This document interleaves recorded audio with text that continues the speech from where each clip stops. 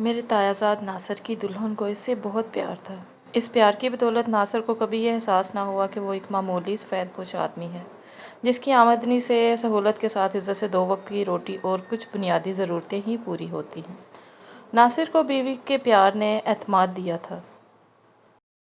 اس کو کبھی کسی کی امیری یا خوشحالی پر رشک بھی نہ آتا تھا، بلکہ اس کی دانش میں لوگ اس کی پرسکون زندگی پر رشک کرتے تھے۔ بلا شبہ روپے پیسے کی فراوانی نہ تھی، مگر گھر میں خوشی اور سکون بہت تھا۔ بھائی ناصر کی بیوی راشدہ بابی بہت سگڑ اور خدمت گزار خاتون تھی۔ اس نے کبھی شوہر کو شکایت کا موقع نہ دیا۔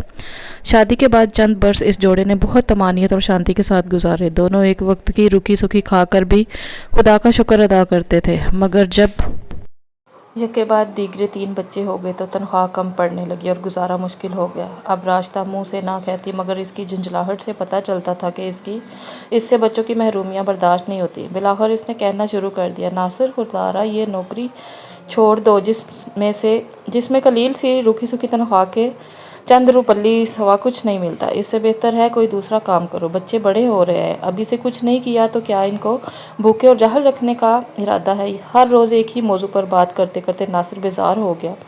راشدہ جو صبر و تحمل کا پیکر تھی، اب مفلسی کے ہاتھوں ایسی ہراساں ہوئی کہ شوہر کو چین سے نہ بیٹھنے دے رہی تھی۔ وہ بیچاری بھی مجبور تھی، بچے تو 3 وقت کھانے کو مانگتے تھے۔ اب یہ عالم ہو گیا کہ ناصر سارا دن محنت کے بعد اوور ٹائم کرتا، پھر بھی گزارا نہ ہوتا، یہاں تک کہ 3 ماہ کا کرایہ چڑھنے پر بے دخلی کا نوٹس آ گیا اور ایک روز ان کو مکان خالی کرنا پڑا۔ یہ بیچارے مجبوراً اپنے بڑے بھائی حفیظ کے گھر بن بلائے مہمان بن کر آ گئے۔ حفیظ بھائی کا گھر بھی ہمارے برابر میں ہی تھا۔ ان کی بیوی تیز مزاج تھی۔ وہ ناصر بھائی کے بچوں کو آنکھیں دکھاتی اور راشدہ بابی پر چڑھ دوڑتی کہ تمہارے بچے میرے بچوں سے لڑیں گے تو ان کی بہت پٹائی لگاؤں گی۔ ناصر بھائی یہ سب دیکھ کر بھی چپ رہنے پر مجبور تھے۔ راشدہ بھی جٹھانی کی بدسلوکی پر صبر کی گھونٹ بھر لیتی۔ آخر کب تک؟ جب وہ بہت زیادتی کرنے لگی تو ناصر نے پردیس جانے کی ٹھانی۔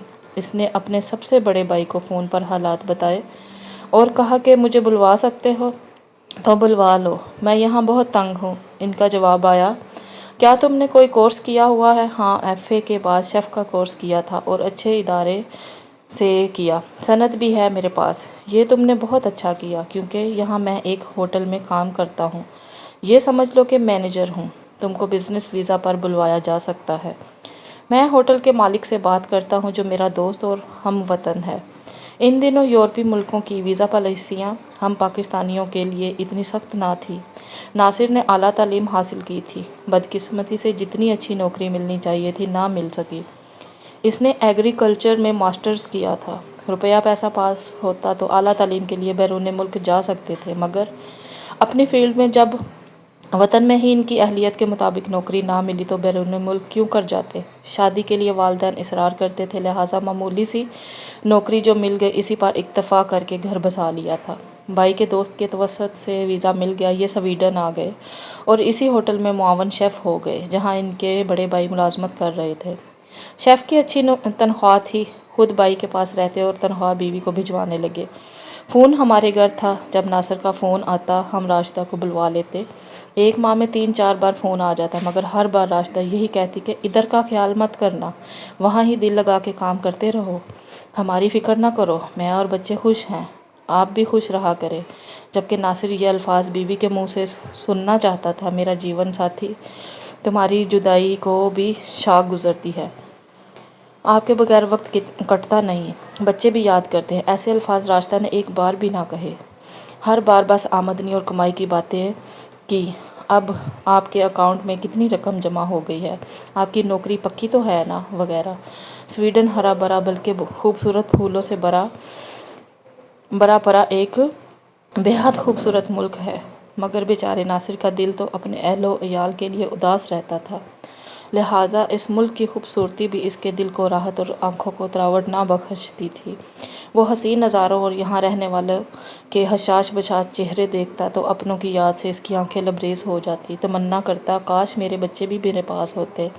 تھکن کے باوجود نیند نہ آتی تو خط لکھنے بیٹھ جاتا کہ پیاری راشدہ، تم لوگوں کے بغیر اب تو میرے لیے ایک ایک پل کاٹنا بھی عذاب لگتا ہے، میں بہت زیادہ محنت کرتا ہوں، تم لوگوں کے سکھ کا خیال نہ ہوتا تو میں کبھی اتنی محنت نہ کرتا، ایک پل رکے بغیر تمہارے پاس پہنچ جاتا۔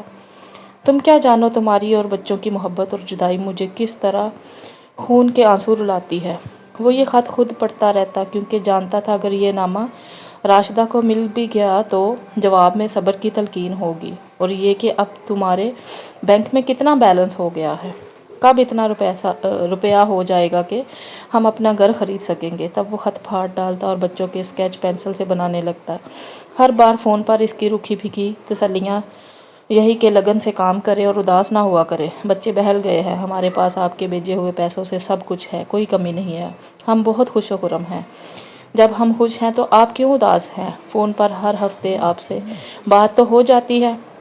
ہاں، بچے کہتے ہیں کہ جب ابو اور زیادہ پیسے بھیجیں گے تو ہم گاڑی خرید لیں گے اور بچوں کی طرح ہم بھی گاڑی پر اسکول جایا کریں گے۔ ناصر دراصل ایسے مردوں میں سے تھا جو اپنی فیملی ہی کو سب کچھ سمجھتے ہیں اور بیوی بچوں سے بہت زیادہ لگاؤ رکھتے ہیں۔ زیادہ دن وہ ان کی دوری کو برداشت نہیں کر سکتے، جبکہ اس کو گئے 4 برس بیت چکے تھے۔ اس نے بیوی کو فون کیا، اگر تم سویڈن میرے پاس بچوں سمیت آنا چاہو تو میں ویزے کی کوشش کروں یا پھر تمہارے لیے اپنے ساتھ رہنے کی سہولت کی درخواست دوں۔ کیا غضب کرتے ہو؟ ہم یہاں ٹھیک ہیں، انگریزوں کے ملک میں رہائش لے کر کیا کریں گے، جبکہ یہاں بچے سکون سے پڑھ رہے ہیں۔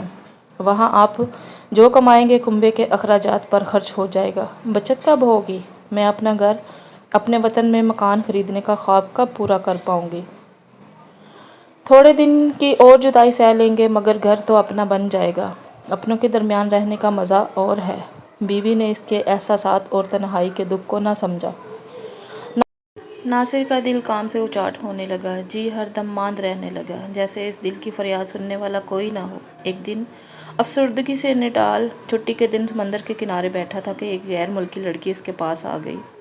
اس نے ناصر کو بڑے پیار سے پوچھا، اچھے آدمی ہو، تم کیوں رو رہے ہو؟ تب ناصر کو احساس ہوا کہ اس کی آنکھیں نیر بہا رہی ہیں۔ اس نے اجنبی غمگسار لڑکی کو بتایا کہ تنہائی کے درد سے میری آنکھیں چھلک آئی ہیں۔ وہ اجازت لے کر پاس بیٹھ گئی، باتیں کرنے لگی اور ناصر کی تنہائی میں شریک ہو کر اس کا درد بانٹنے لگی۔ اس کے دل کا حال سنا اور پھر اکثر چھٹی کے دن اس سے ملتی۔ دونوں سیر و تفریح کے بہانے اپنی اپنی تنہائی دور کر لیتے۔ اب پھر سے ناصر کا دل کام میں لگ گیا۔ ایک اچھا ساتھی جو ملا، تھکن اور کفت بھی ختم ہو جاتی تھی۔ پہل اس نے میری کو وقتی ساتھی جان کر ساتھ لے لیا تھا۔ اب اس کی توجہ راشدہ کو فون کرنے کی طرف کم ہو گئی۔ فون کرتا، تھوڑی سی بات کرتا، بچوں کی خیریت معلوم کر کے فون بند کر دیتا۔ لمبی لمبی گفتگو نہ کرتا۔ راشدہ بھی کام کاج میں مصروف ہوتی، جلدی سے فون پر بات کر کے ہمارے گھر سے اپنے گھر چلی جاتی۔ وہ سوچتی تھی ابھی شوہر آنے کی جلدی نہ کرے، زیادہ سے زیادہ کما لے، یہی موقع ہے، بعد میں آرام کے ساتھ سکون کی زندگی بسر کریں گے۔ ناصر کو بھی میری سے ملنے کے بعد راشدہ کے پاس جانے کی اتنی جلدی نہ رہی تھی۔ اس کی اس سرد مہری پر بھی راشدہ نہ چونکی، شاید وہ مرد کی فطرت سے نا واقف تھی، ناصر پر ضرورت سے زیادہ اعتماد کر بیٹھی تھی، جبکہ میری ایک غیر ملکی اجنبی لڑکی نے ناصر کا مسئلہ سمجھ لیا تھا۔ اس نے نہایت گرمجوشی سے دوستی کا ہاتھ اس کی طرف بڑھا دیا، رفتہ رفتہ اس قدر نزدیک آ گئی کہ جسم و روح کے سارے فاصلے مٹ گئے۔ ناصر کا افسردہ دل ایک نئی خوشی سے آشنا ہوا اور اس نے مقامی لڑکی کی طرف سے شادی کی پیشکش کو قبول کر لیا۔ راشدہ اگر اتنی سرد مہری نہ دکھاتی تو شاید ناصر نہ بھٹکتا، مگر اس نے تو بھٹک کر بھی اپنی منزل پا لی اور میری کو اپنی بیوی بنا لیا۔ بچوں کے حوالے سے یہ سوچ کر خود کو تسلی دے دیتا کہ ان کو اچھے مستقبل کے لیے رقم چاہیے جو بیچتا رہوں گا اور وہ اچھی تعلیم حاصل کر لیں گے۔ راشدہ کو ناصر کی شادی کا اس وقت علم ہوا جب اس کا ایک دوست کچھ تحائف جو ناصر نے بچوں کے لیے بھیجے تھے لے کر پاکستان آیا۔ اس نے راشدہ کو بتا دیا کہ تمہارے شوہر نے وہاں ایک مقامی لڑکی سے شادی کر لی ہے جو بہت خوبصورت ہے اور مالدار بھی ہے۔ یہ سن کر راشدہ کو غش آ گیا، پھر اس نے اس غم کو ایسا کلیجے سے لگایا کہ آہستہ آہستہ گلنے لگی، بالآخر اللہ کو پیاری ہو گئی۔ جب ناصر کو اطلاع ملی تو اس نے جلدی سے ٹکٹ کٹایا اور گھر لوٹا۔ تب اس کو پتہ چلا کہ جیسے وہ راشدہ کی جدائی میں رنجیدہ رہتا تھا وہ بھی ایسے ہی اس کی جدائی میں تڑپتی تھی، مگر شوہر کو نہ بتاتی تھی۔ اس کی ڈائری میں تحریریں آنسوؤں سے بھیگی ہوئی ملی۔ ناصر کی جدائی نے اسے بھی دیمک کی طرح چاٹ ڈالا تھا۔